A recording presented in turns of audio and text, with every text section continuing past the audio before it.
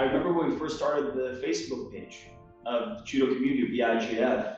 I clearly love judo and I want to see the content of judo, but on my Facebook wall, I don't get any of the posts that come out of judo unless I scroll for days. This is something that I think is a very important point. Once those high fidelity lovers of your community that want to engage with your content have your app, they can get that content and get that information delivered to them immediately, push notifications, and they're going to check it when they're interested in it.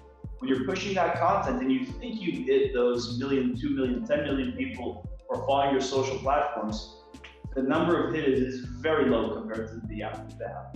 We did develop an app, but we ended up with something which was more or less what we had on our website. So the value when I joined, it was costing us a lot of money to maintain iOS, to maintain Android, and so on. And when you're looking at the value, it was no more than what we had on the app. It's critical also from the standpoint of data, because in social you don't really own the data. When you build web-based services, you actually do own the data, and you can play around with it a lot. But then if you add the layer of app, then you get even more and more useful data, and you get the users more engaged, so that you can actually have some kind of interaction all the time with your fans and get them more engaged. And through that come a lot of business benefits. You get more of their time. They will spend more time in your platform. They will buy more of your products. They will watch more of your content, and so on. Once I download an app, it's the level of engagement, it's the level of my loyalty as a fan to you as an organization. Of course, I love to scroll through my Instagram and watch your Instagram posts, or maybe I'll even double click on them and give you a heart. I love to see my feed on social media and see what else you're doing. If I'm more of a fan, I'll even go to your website and I'll check on your website, what are the results, what are the news, what are the profiles, all the things you want to give me. But the moment I decide that I am a loyal enough fan to your organization to actually go to the App Store, search you, and put permanently on my phone, on the home screen, application that allows you to also direct notification me, that's the ultimate level of engagement. That means that I'm a fan, I'm in your community, I'm in your family, and I will always be there more engaged with the people that are just scrolling through your social media. Vlad already described a little bit. So you have different levels of fans. Some see some of your content in the social feeds. Some of them may visit your website every now and then. They might actually subscribe to our email list.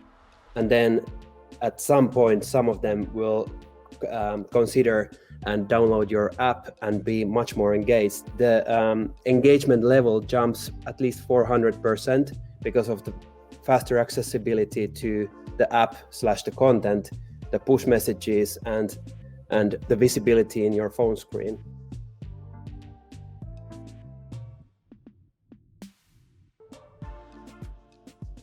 I believe that people shouldn't be afraid of technology. What is really important is that they think product. How do they want to productize?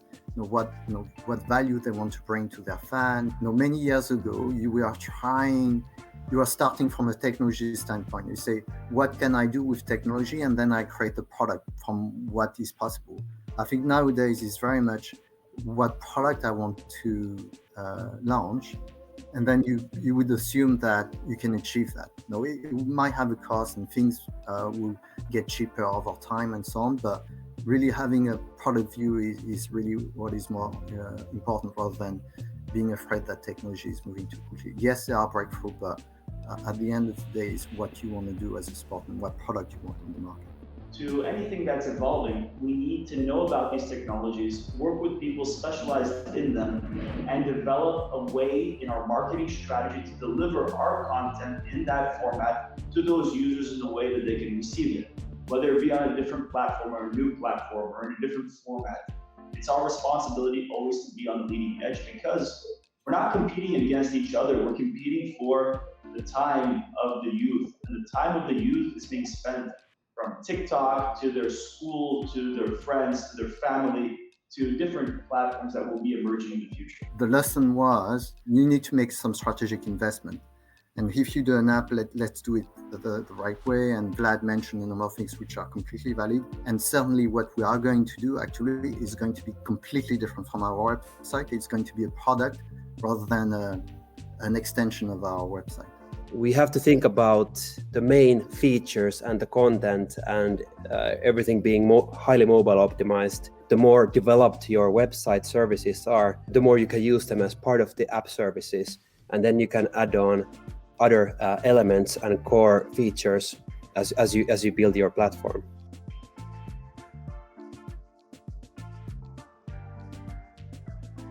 We can see the trends throughout the entire statistics of every type of broadcasting or any type of activation engagement mechanism that exists, and very, very evidently understand the trend from the past has been to move closer and closer to mobile. Do you make a website that is HTML5 friendly for mobile devices, or do you take it a step further and make an actual application living in the heart of that mobile device?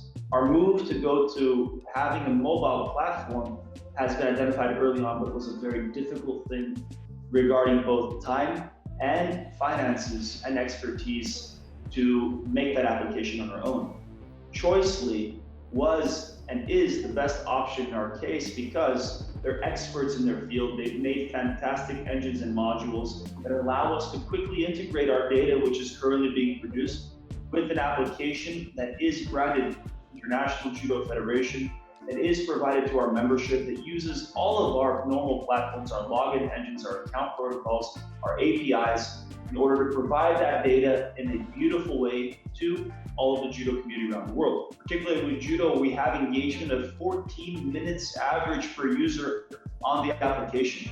We have all the statistics available as well as push notifications. Everything is working and synchronized to our system and was done in less than 4 months to be launched. In February, we started the collaboration with them, and by the World Championships, we launched the application. Activations can be really powerful in apps. They can be also powerful in social and in websites.